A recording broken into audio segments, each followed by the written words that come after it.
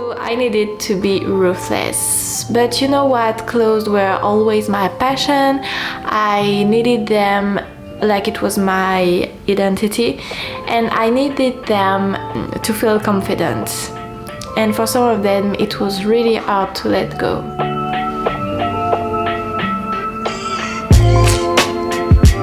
Alright guys, so I always enjoyed decluttering things, and most of my videos on YouTube are about decluttering, about minimalism. Actually, it was like a therapy for me, a fresh start. And through the years, I got rid of a lot of clothes because I had too many and they didn't fit into my closet anymore. So every year I decluttered about 10% of my closets. But the problem was that after a week I had like 10% more clothes in my closet. So it was a vicious cycle. And then I moved into my little tiny apartment that you saw in my previous videos with my boyfriend. So I needed to do a big declutter because I needed to share the closet with him. So I needed to be ruthless. But you know what? Clothes were always my passion. I needed them like it was my identity, and I needed them to feel confident. And for some of them, it was really hard to let go. But you know what? I wasn't happy, I had no money left, and I needed to do something. I needed to have less. So for a weekend, I put every piece that I had on my bed, and I decluttered about 40% of my closet. It was huge. Actually, it was before my YouTube channel, so I didn't film it, but yeah, it was intense.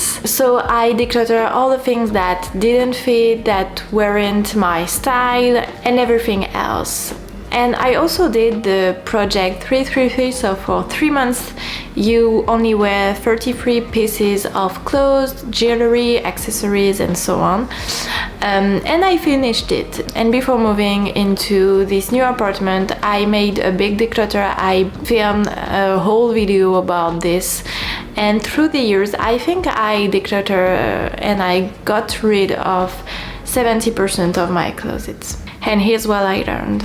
Okay, so number one, you don't need all these clothes. I'm sorry, but you don't need them. When I did the project 333, I realized that I really didn't need a lot of clothes to go to work every day. Even with only 33 pieces, there are some of them that I only put on once. I was sure that having these clothes on the short list helped me to wear them more often, but not at all. Now I know that I don't want a lot of clothes. I just want to have clothes in which I feel confident, in which I feel great, and that fit with my body and my lifestyle. So you can have choices, and I really want to have choices too. I'm working on it right now, but you don't need to have a room full of clothes to be happy. So yeah, the most important thing is to find clothes in which you feel great, really great, and that fit with your body and your lifestyle and your personal style. And it's also what I learned during our move. My closet is not finished yet, and I don't know when it will be. So it's been like 3 months that I have a lot of clothes in card boxes, and actually I don't really miss them. I think that I will have some surprises when I will unpack them. Okay, so number 2, you won't put all the clothes that don't fit or in which you don't feel confident. It's my big struggle, keeping clothes that don't fit right now because I want to lose weight, and I keep them just in case. I also keep things because of my fancy self. But you know how many times I wear these clothes? Never. Yeah, you need to get rid of your fancy self. I will give you an example. I bought a very beautiful dress, a little black dress for my graduation, and I told myself that it would fit for my graduation, that I will lose some weight before my graduation. But you know what? It's at this time I prepared my thesis, so I eat a lot and I didn't lose weight at all. So yeah, it was a really beautiful little black dress, but I had absolutely no opportunity to put it on, and I got rid of it in the last declutter I did before moving. So it was under my bed for 5 years for nothing, actually. So don't buy clothes that don't fit right now. And if you order clothes that you don't feel great in them, or you can't breathe because it's too tight, return them. Anytime you want to buy something new, think about when you will wear it. If it's only 1 or 2 times, what about renting it? Okay, number 3, you can find approximately everything that you need on second-hand market. Okay, so with the ecological crisis, it's important to recycle, to donate, and so on. And with all of my decluttering, I sold a lot of clothes. I also sold a lot of clothes of my mom, a lot of clothes of my ex-boss, and so on. So I'm an expert to sell clothes on the second-hand market. Now you have a lot of websites that can help you to sell or find clothes online, second-hand clothes. I think that there are also websites that help you to declutter your closet and to sell your clothes for you. So yeah, you don't have to do anything actually. But before, I wasn't really interested in buying a second-hand clothes. You know, you have this image of dirty clothes that you find in big boxes. And finally, about a year ago, when I looked at my finances and how it's possible to find denim 1/3 the price of the new one, I definitely knew that it was for me. Okay, sometimes you're a little bit frustrated because you don't find what you really want on these websites, and sometimes you're a little disappointed with your order. Actually, it happened to me once because yeah, it's not exactly what you order, but most of the time I'm really happy about what I order. And to be honest, I think 50% of the clothes that I bring with me on holidays are second-hand clothes. So think about it. Okay, so number 4, the cost per use is really important. I really like to think about the cost per use anytime I buy something, for everything that I own actually. When I'm buying something, I ask myself if the cost per use will be okay. So for example, if I buy a cashmere sweater for 100 euros and I wear it like every week during winter, I wear it actually 26 times a year. So after 1 year, your cost per use is like approximately 2 euros. But what if I keep it for like several years? After 3 years, actually, your cost per use for this sweater is approximately 1 euro. So when I want to buy something, I always think about this cost.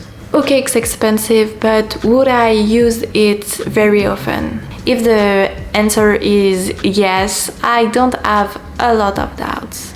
Number 5, quality over quantity. You saw this a lot, and it's all about what I said just before. If I buy something that is quality, I won't buy it several times. I know, for example, that I will keep my cashmere sweater for several years. I know it's something that happens to you too. When you buy something that is really cheap, you wear it once and you put it into the cleaner and it's all twisted when coming out. But you know, you told yourself that it's okay because it only costs you 5 euros or 10 euros. But you know what? Ecologically, it's a disaster, one. and secondly you will lose a lot of money, because 5 euros here, 10 euros there, it's at the end it's a lot of money. And finally, with this kind of really bad quality clothes, your cost per use is really high for something you wear once. If you buy a t-shirt for like 5 euros and after once you had to throw it away, actually your cost per use is 5 euros. It's huge for a t-shirt. So if you don't have a big budget, and I really understand, I don't put a lot of money on my clothes actually, and you want quality, shop second hand. You can have a really good quality pair of jeans for the price of a fast fashion one. And the last one, nobody cares about what you're wearing. I'm sorry guys, but it's true. Okay, so you think that everybody will make fun of you because you're wearing always the same outfit? Nobody cares actually. It's not because you notice this for everybody around you, because fashion is really your passion or whatever, that everybody will notice it for you. In her book, Project 333, Courtney Carver explains how even with her position in a marketing unit in a big corporate company, nobody noticed that she wore like 33 pieces of clothes for like 3 months. And it's actually, I was in a marketing unit before, and I know that clothes, accessories and appearance is really important, but actually nobody cares in her company. So she didn't tell anyone about her experimentation, and after 3 months she started to talk about it with her colleagues, and yeah, nobody noticed and nobody cared. And it was the same when I did the project too. I needed to shop my closet, I needed to find ways to wear my clothes differently, and just find a way to not thinking about them very often, because clothes were my obsession. I was like, okay, so tomorrow I have this, I have that, what will I wear for this occasion? And yeah, before my clothes were my number one priority, I was obsessed, but I needed to find a way to not feel like this anymore. And with this project, it really helped me to find a way. I know that clothes can give you a lot of confidence. It helps you to feel different, to stand in a crowd.